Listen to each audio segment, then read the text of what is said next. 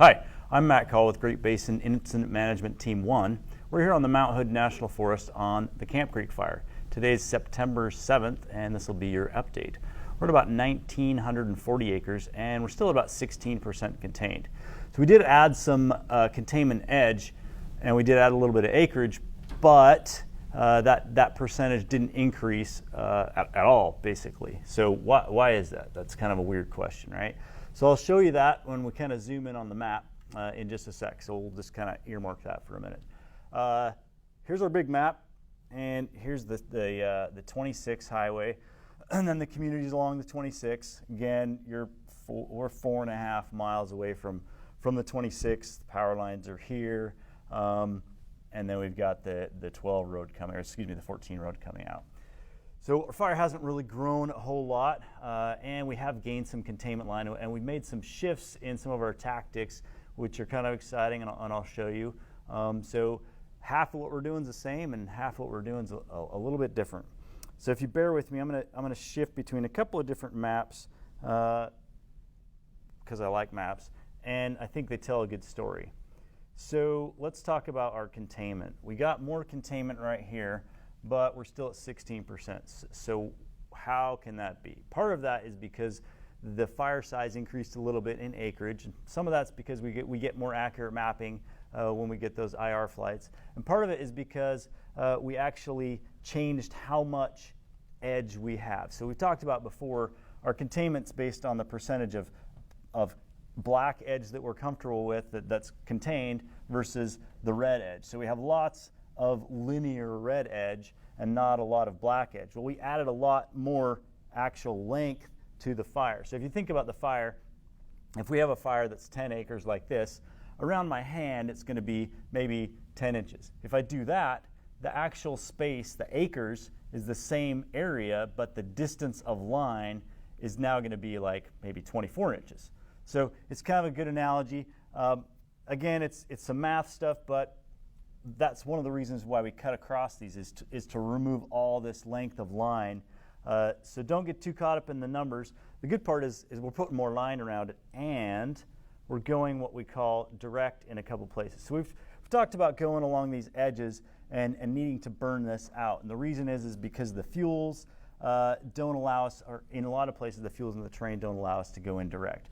Here we've been able to, the fire edge has been cooled down enough.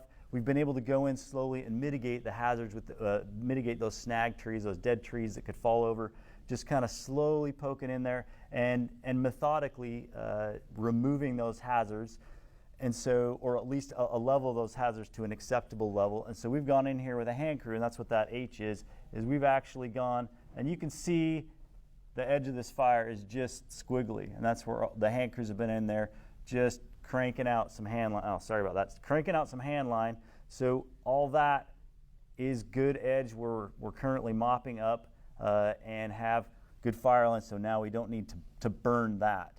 We're doing the same thing here. It's just really slow because it's pretty steep terrain. It's pretty steep, snaggy. So snags a dead tree that could come down and fall on somebody. And as you know, the trees around here are big.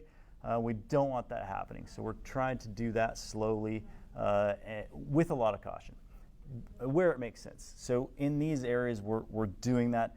That is super beneficial because what it does in the big picture is it prevents the fire from burning to the south and to the east, prevents it from getting in the drain into the watershed, and prevents it from going towards homes, structures, towns, power lines, all that stuff. This locking off this corner is going to be a huge win for us. That tactic is going to continue along here.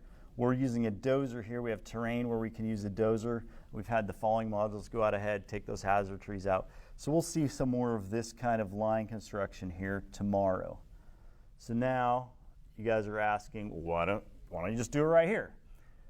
This is pretty sketchy ground, and we've been looking here at this a lot. We've put a little bit of what we call check line in here to prevent the fire from growing too much this way, but this is just really tough country, and I'll show you what it looks like when we go to that Google Earth image. But we just haven't found a good answer. The crews are uncomfortable going in there. We think that this road is right now it's our best option. Still going a little bit more indirect. with this road network, which we've spent a lot of time prepping. So bounce around to the big map again. So this is our big piece of indirect line that we're building, and then again we'll probably have a good lock on this in the next few days, and then this one. So progression this way, we're feeling really confident it's not going to grow outside that line. This line here is really pretty solid, and then we have a line in here to check it, to slow it down if need be. So the chances of it moving south right now are really low. And as you've seen, our acreage just ticks up a little bit here and there every day. It's getting warmer and it's getting drier, granted, but that will work to our advantage when we want to go in and start burning this out. All of this road has been prepped, so we've gone in, cut down a lot of trees to thin that out, remove all those fuels. The problem is we got to have a place to put all that stuff. So all the smaller stuff we're running through chippers, and some of the bigger stuff we're moving around, and some of that is just basically a bunch of trees that we've had to take out of this road to widen it out a little bit, and those will be coming out on some trucks out here to the 26 and then to another site off-site, so we don't have a huge fuel load here. If we had a big pile of fuel out there, that's just going to cause a hazard. If we get a spot fire in that, it would be impossible to put that out. It would take forever. So that's kind of what's going on this big loop here. And then I'll show you the Google Earth. That's pretty zoomed out. Just to show you what that terrain looks like, why we can't really go direct here yet or haven't found a good solution. So we've got our fire perimeter oriented north is up again.